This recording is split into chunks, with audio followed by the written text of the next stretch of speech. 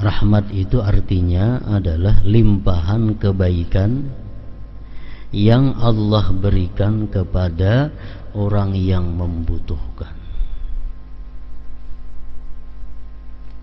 Rahmat juga merupakan keinginan Allah untuk melimpahkan kebaikan tersebut sebagai wujud inayahnya, pertolongannya di dunia dan akhirat, baik yang berhak maupun tidak berhak untuk menerimanya.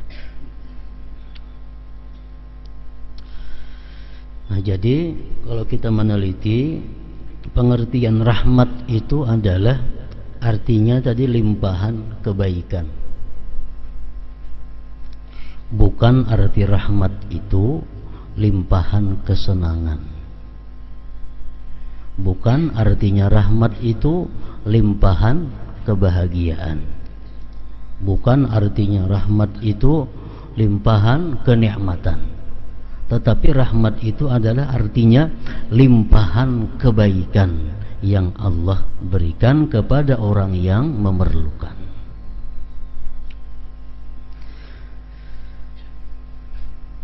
Kalau bahasa singkatnya, rahmah itu bisa diartikan kasih sayang.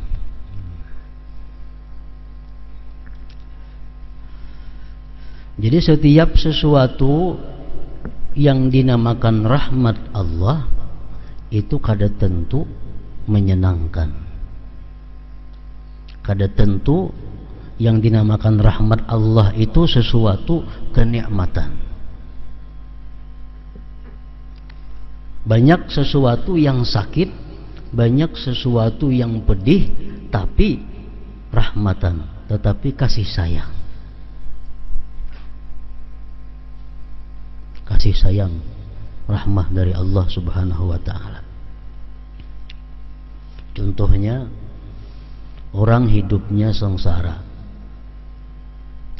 orang hidupnya serba kada berkecukupan, sengsara.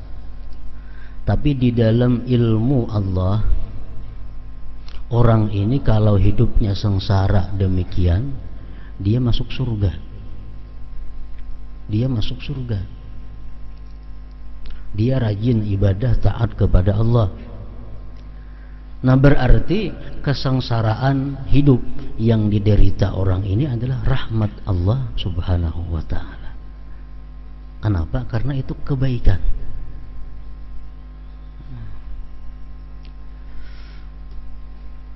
Ada orang yang hidupnya serba berkelebihan. Segala yang ia hendak ada, segala yang ia mau ada. Tetapi dalam ilmu Allah, orang ini matinya masuk neraka. Ini orang berarti kada dapat rahmat Allah Subhanahu wa ta'ala. Jadi kalau kita minta kepada Allah agar disayangi, kita minta kepada Allah agar diberi rahmat, kita harus siap. Siap apa? Siap senang, siap menderita.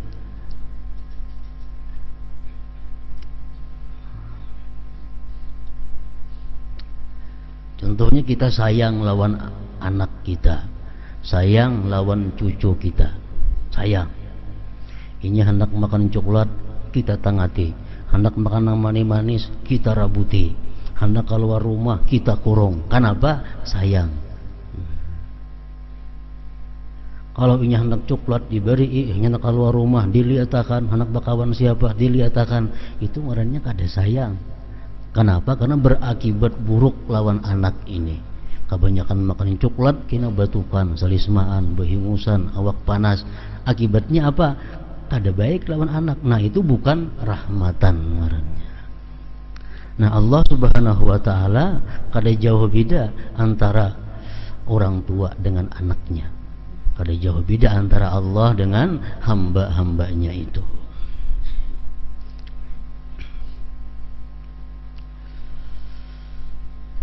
Para ulama mengatakan inna minal hawadis ala qismaini ma yuzannu annahu rahmah ma annahu la yakunu dhalik bal fil haqiqah adzaba wa minhu ma yudhannu annahu adzab ma annahu bil haqiqah rahmah.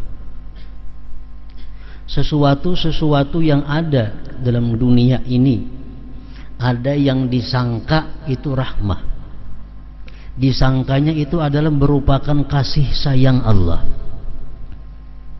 Padahal sebenarnya itu adalah azab Allah.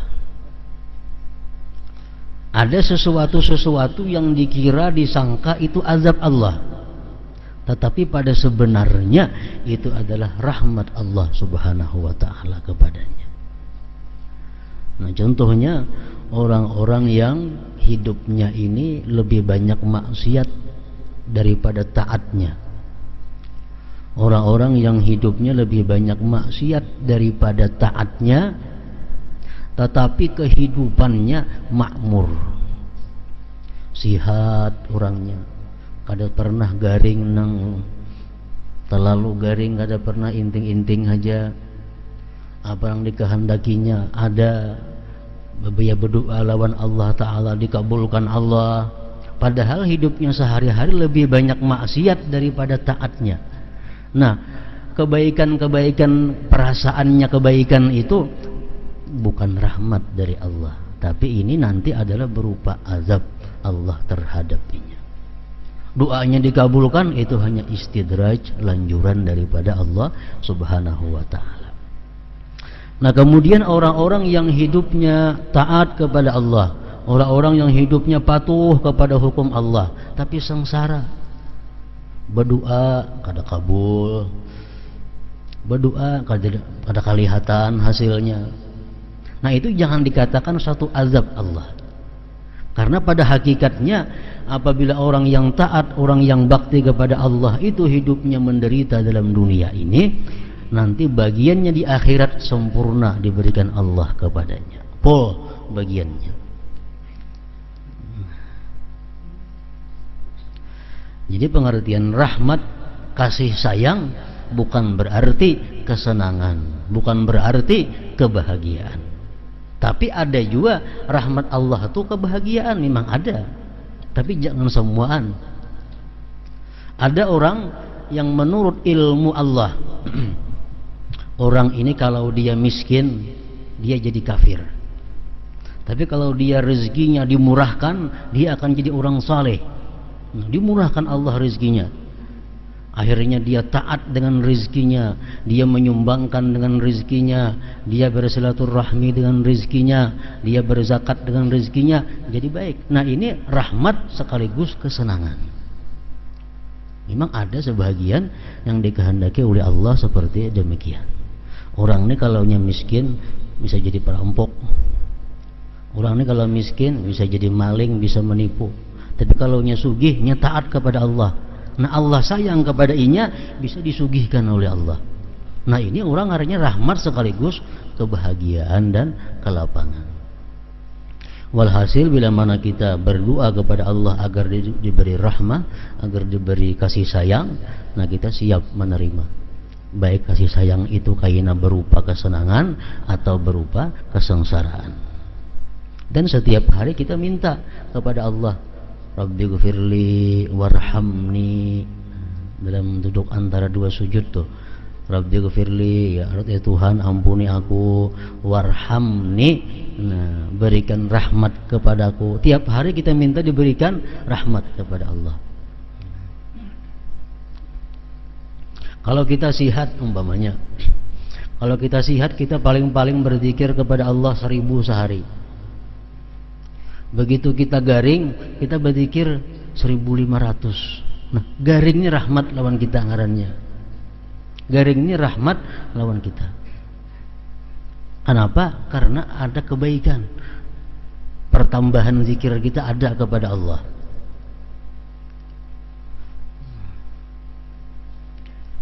Jadi garing adalah rahmat. Kehilangan harta benda, ini bisa jadi rahmat. Kenapa? Karena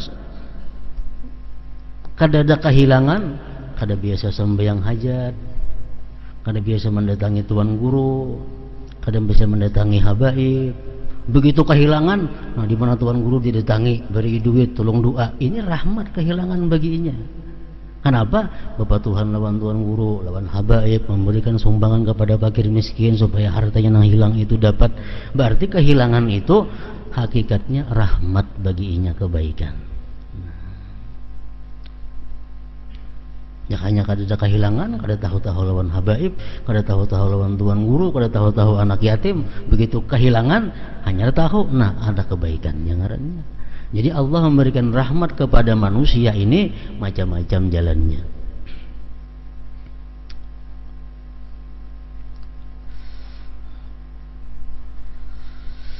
Allah tidak wajib memberikan rahmat. Kada wajib Allah memberikan rahmat kepada manusia, kepada makhluknya itu. Kebaikan Allah tidak terhitung. Di antaranya adalah kasih sayangnya kepada kita, yaitu Ia memberi kita hidayah untuk beriman dan beramal saleh, serta memberi kita berbagai hal yang membahagiakan kebaikan, yang membahagiakan. Kebaikan terbesar Allah adalah ketika Dia memperkenankan kita untuk memandang wajahnya yang maha mulia di akhirat kelak. Nah, itu rahmat Allah yang paling agung di waktu Dia memberikan izin kepada hamba-hambanya untuk memandang zatnya yang maha mulia itu. Dalam bait syair di atas, Sayyid Abdullah bin Alawi Al-Haddad radhiyallahu anhu juga memohon agar hati kita disatukan dalam melakukan taat dan kebajikan. Wa alif, semalam tu ada kan, waghfir lana warham wa alif wajma'i. Nah, itu syairnya. Jadi Syedin memohon kepada Allah agar hati kita disatukan di dalam melakukan ketaatan dan kebajikan.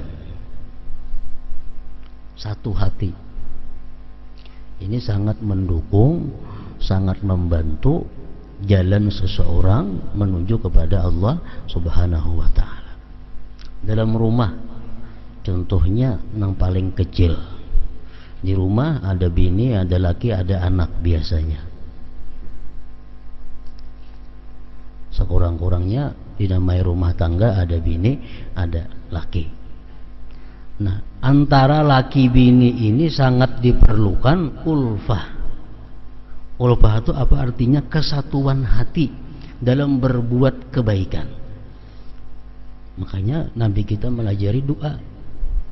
Allahumma aslih zata bainina wa alif baina qulubina wahdina ila sabilis salam wa najjina minaz zulumati ilan nur wa jannibnal fawahisha ma zahara minha wa ma batan. Nah, ini doa untuk seorang kepala keluarga, kepala rumah tangga. Allahumma aslih zata bainina, ya Allah baguskan perselisihan-perselisihan antara kami sekeluarga ini. Wa alif baina qulubina, satukan hati kami. Bini laki nih, yang utama dahulu itu harus satu. Menyekolahkan anak, jenang laki kais impe, jenang bini kada hendak kasanawiyah. Nah, amun ini kada satu hati bahwa rumah tangga. Nah, jadi salah satu yang penting alif baina qulubina, satukan hati kami. Nang bini hendak beribadah, nang laki kada mau, ngalih juga. Nang bini hendak berumrah, nang laki hendak ke Bali, nah kayak apa? Aku hendak ke Bali, nang laki, nang bini umrah kita, aku hendak ke Bali, karena kawas satu. Nah, jadi di dalam beribadah kepada Allah, satu rumah tangga ini mesti ada kesatuan hati antara laki bini. Hendak bersumbang, hendak sosial. Jenang laki aku menyumbang 1 juta, ya jenang bini 1.000 gen, cari lapah. Kada satu hati, kada kawa tercapai ibadah kepada Allah Subhanahu wa taala. Agar hati kita disatukan dalam melakukan ketaatan dan kebajikan. Nang laki hendak berbuat baik, nang bini umpat mendukung. Nang bini hendak berbuat baik, nang laki umpat mendukung. Nah, sama-sama. Allahumma aslih dzata bainina wa alif baina qulubina wahdina ila sabilis salam wa najjina minaz zulumati ilan nur wa jannibna al-fawahish ma dhahara minha wa ma batan.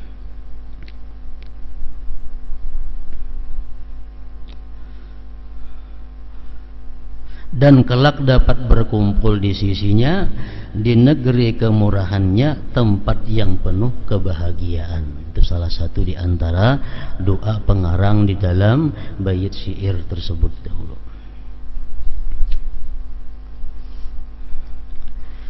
Rahmat adalah sifat zat Allah yang terwujud dalam bentuk rezeki. Rezeki itu bisa dimasukkan dalam rahmat apabila rezeki ini halal, rezeki ini digunakan pada jalan yang halal.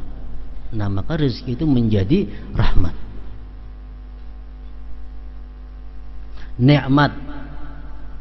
Nikmat itu bisa termasuk dalam bagian rahmat kalau nikmat yang diberikan Allah itu bisa kita mensyukurinya, bisa mengelolanya. Keridhaan Allah termasuk rahmatnya juga, hujan termasuk rahmatnya juga, matahari termasuk rahmatnya juga, surga dan lain-lain. Berbagai rahmat ini oleh Allah ditaburkan di bumi.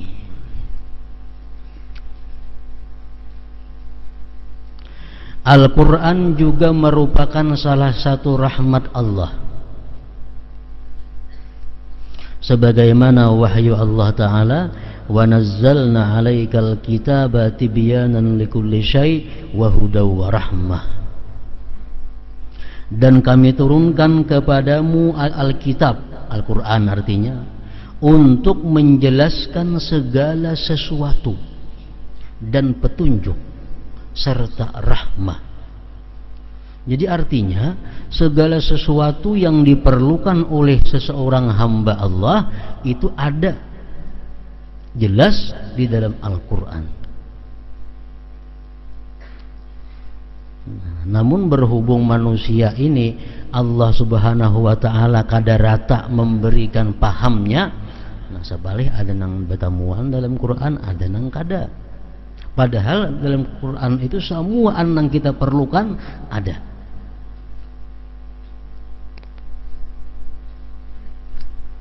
Ada yang betakun dalam Quran itu kada dijelaskan sembahyang maghrib 3 rakaat, Isya 4 rakaat kadada, Zuhur 4 rakaat kadada dalam Quran. Nang ada cuma sembahyanglah kamu. Di mana dapat 3 rakaatnya itu? Maka jadi Quran ada semuaan. Nah, dijawab oleh ulama itu, Al-Quran mengatakan bahwa wa ma atakumur rasulu fakhuzuh wa manahakum anhu fantahu. Jadi Quran mengatakan apa-apa yang dikerjakan oleh Rasulullah turuti, apa-apa yang ditinggalkan oleh beliau jauhi. Nah, kalau Rasulullah sembahyang maghrib 3 rakaat itu Al-Quran artinya. Itu Al-Quran. Beliau sembahyang maghrib 3 rakaat itu Al-Quran. Karena Al-Quran mengatakan apa yang dilaksanakan Rasulullah ikuti. Nah, Isya beliau 4 rakaat berarti itu Al-Quran. Wa manahakum anhu pantahu, dan yang dilarang oleh Nabi jauhi. Artinya apa? Setiap yang dilarang oleh Nabi berarti itu Al-Quran melarangnya.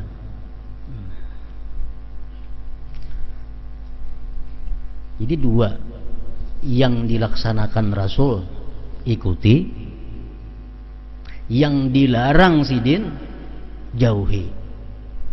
Nah, di tengah-tengah itu ada sesuatu. Nang sidin kada manggawi bang lawan nang kada melarang kayak apa? Banyak tuh. Nang Nabi kita manggawi kada pernah sidin itu, tapi melarang kada pernah juga. Contohnya apa? Orang betahlil. Rasulullah kada pernah betahlil sidin untuk orang mati. Sidin manggawi kada melarang kada. Melaksanakan maulid, peringatan maulid Nabi Nah, sidin menyuruh kadada, melarang kadada juga. Nah, kayak apa nih tuh? Tuh termasuk di tengah-tengah ngarannya. Nah, bila termasuk di tengah-tengah sidin menggawi kada pernah, Rasulullah melarang sidin kada pernah, itu kembalikan kepada dasar hukum yang pertama. Dasar hukum yang pertama apa? Apakah sesuai dengan kaidah-kaidah Islam atau kada? Betahlil untuk orang mati. Tahlil itu apa garang isinya? Orang membaca zikir, orang membaca salawat, orang membaca Quran. Nah, bertentangan kalawan kaidah Islam? Oh, kada bertentangan. Nah, semacam berarti kada apa-apa. Betahlil itu ada mendoakan orang nang mati. Boleh kada mendoakan orang nang mati? Al-Quran ada mendoakan nang mati. Rabbana ghfir lana wa li ikhwanina alladhina sabaquna bil iman. Ya Allah, ampuni kami dan orang-orang yang mendahului kami dengan iman yang sudah mati artinya.